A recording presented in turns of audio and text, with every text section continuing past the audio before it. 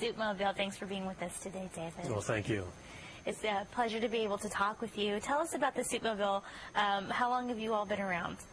Well, the SoupMobile, Sherry, is a mobile soup kitchen. We feed the homeless right here in the Dallas area, and we started back in August of 2003. Awesome. So you must know a lot about the homeless and, you know, a lot about their needs, and I'm sure one of those is, you know, there's a lot of hungry people out there, and you're helping to help them to feed them, and that's a great thing. How can a homeless person, let's say, how can they get in contact with you? How do they look for you? How do they know to find you? Well, that's a good question. The SoupMobile, we serve 5 days a week, Monday through Friday, and we serve in downtown Dallas. We serve about 500 meals a day. So anywhere in Dallas, if you're homeless, if you just mention the word SoupMobile or you say, I want to go see the SoupMan, there's quite a grapevine among the homeless people themselves, and they'll tell you right where to go. I love how your shirt says SoupMan David. It's great.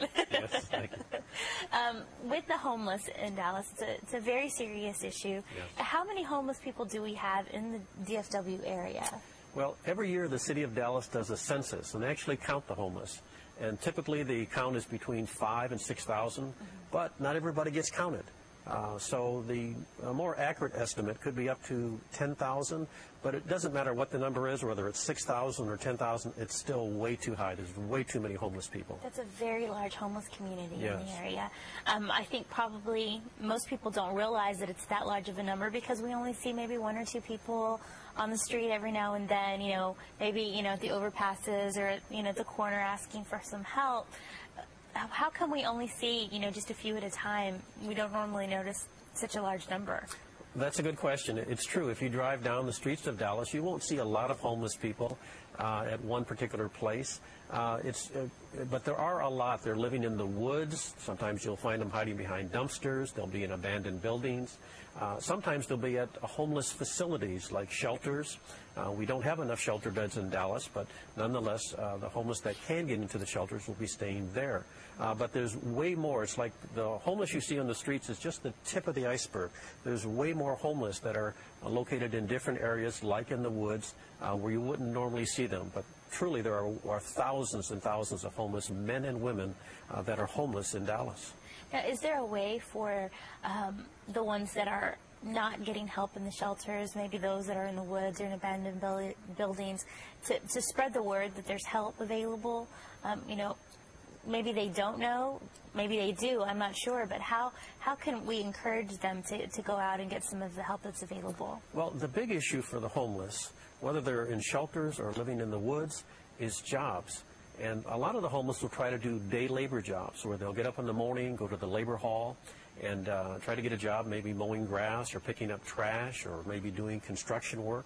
But the problem is there's not enough jobs for these people.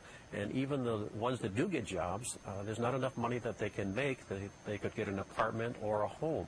So it's a real struggle here for these homeless people because they can't make enough money to get out of homelessness. The vast majority of these people that we see at one time had jobs. They were working, paying taxes, had a home or an apartment, but for whatever reasons, they lost those jobs and became homeless, and now getting up out of that pit is very, very difficult.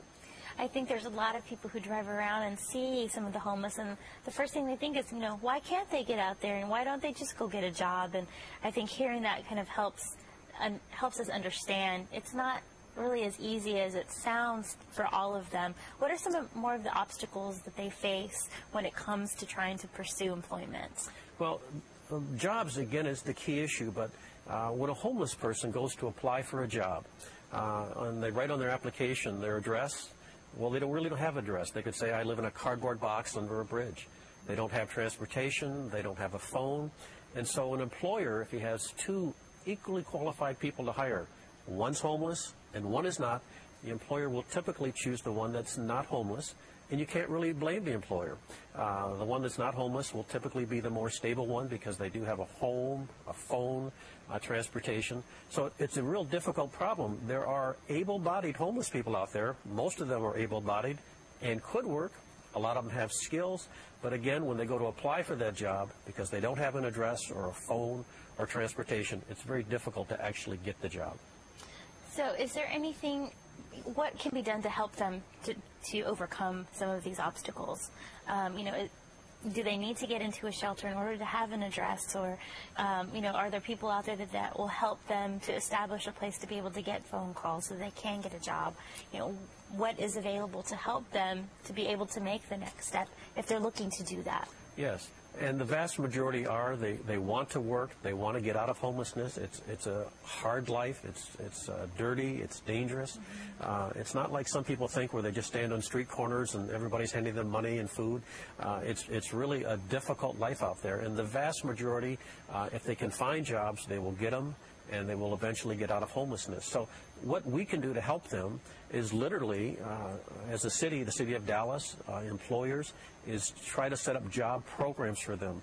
And I'm not talking about something where we make it super difficult for them, but something on a more of an entry level where they can come in and maybe do day labor jobs or construction, type of jobs where they can start earning a little bit of money, maybe get themselves a small place, could be a small apartment, and then they can eventually, once they do that, then maybe get into a little bit better job and work their way back out of this pit that they've fallen into. And these people that have become homeless, it wasn't that they woke up one morning and said, that looks like an easy life. I think I'm going to be homeless today and just lead the life of Riley. The vast majority are homeless because they lost their jobs. Could have been because, Sherry, of downsizing, maybe medical problems, but for whatever reason, good or bad, they've lost their jobs and now they're in this pit, and it's really difficult to get out. So having the assistance to be able to get out, somebody to give them hope, for them to know that they don't have to stay in it, is definitely key, I'm sure, whenever working with the homeless. So with the SoupMobile, when they see you come up, and they know that there's somebody that's going to help them out, what else can you do for them? Obviously giving them something to eat is huge. Yes. What else can you provide for them that maybe they wouldn't think about?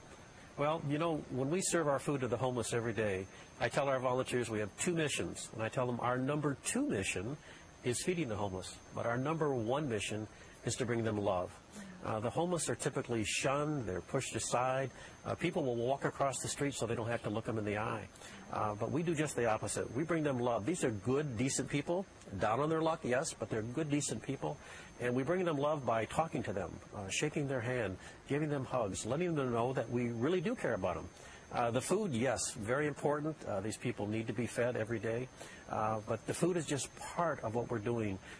When they know that somebody cares about them and really truly is reaching out to them, not just with food but with love, it gives them hope and encouragement to go out and try to get that job and get out of this pit that they've fallen into.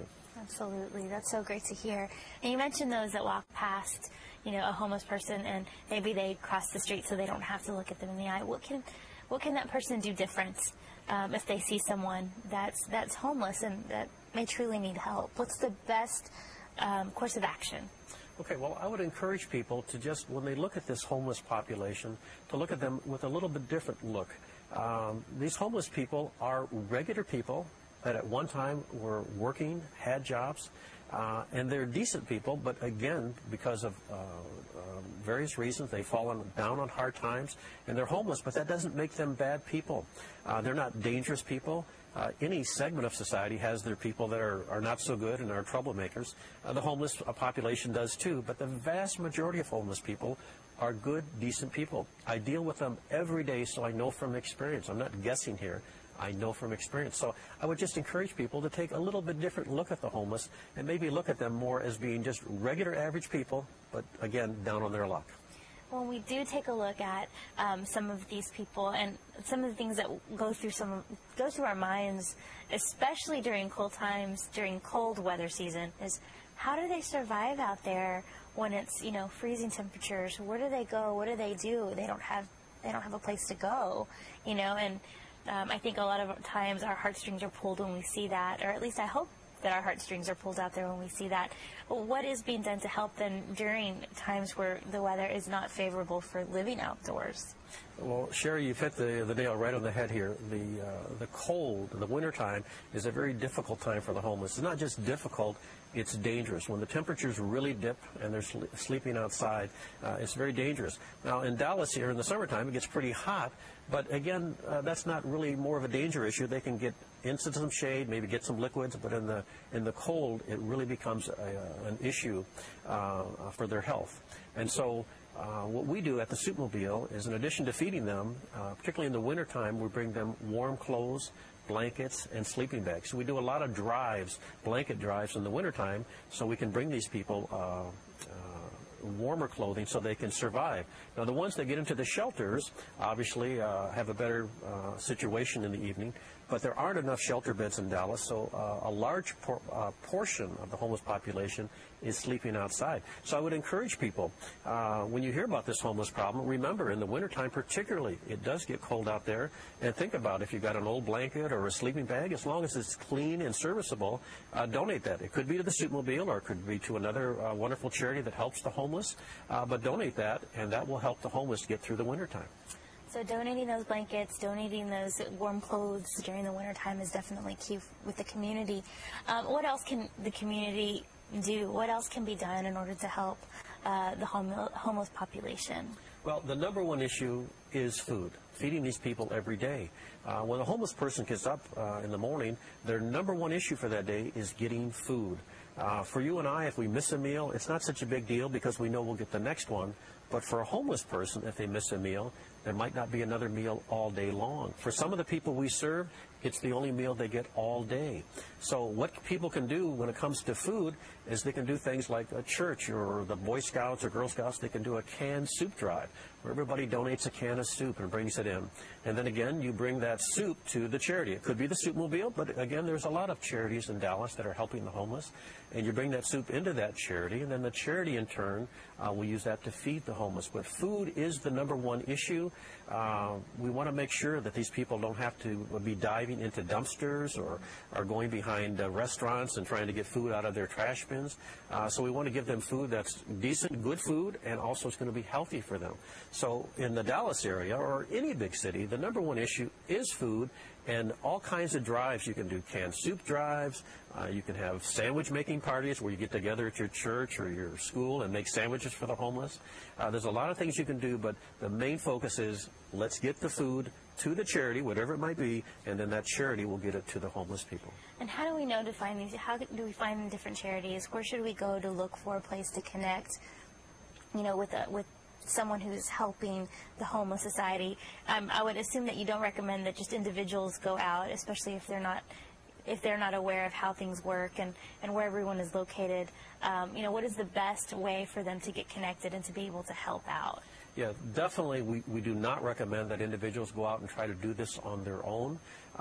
We just want them to use prudent common sense and go through a charity that does it every day. The SoupMobile does it every day, but again, there's a lot of great charities in Dallas. You can find them online.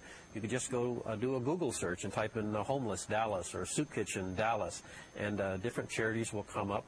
And then connect with those charities and go and volunteer at those charities that do it all the time. It's a safer, more controlled environment, and of course, a charity that does it every day is experienced with the homeless. So definitely there's a great need, not just for the food and the blankets and the coats in the wintertime, but for volunteers. People that want to do something and give a little bit of their time is contact these charities, and definitely it'd be a great thing for them to do. Awesome. Thank you, Mr. Timothy, for being here today, and thank you for SoupMobile and what they do for the homeless community in the Dallas area. Thank you all for watching Joy in Our Town.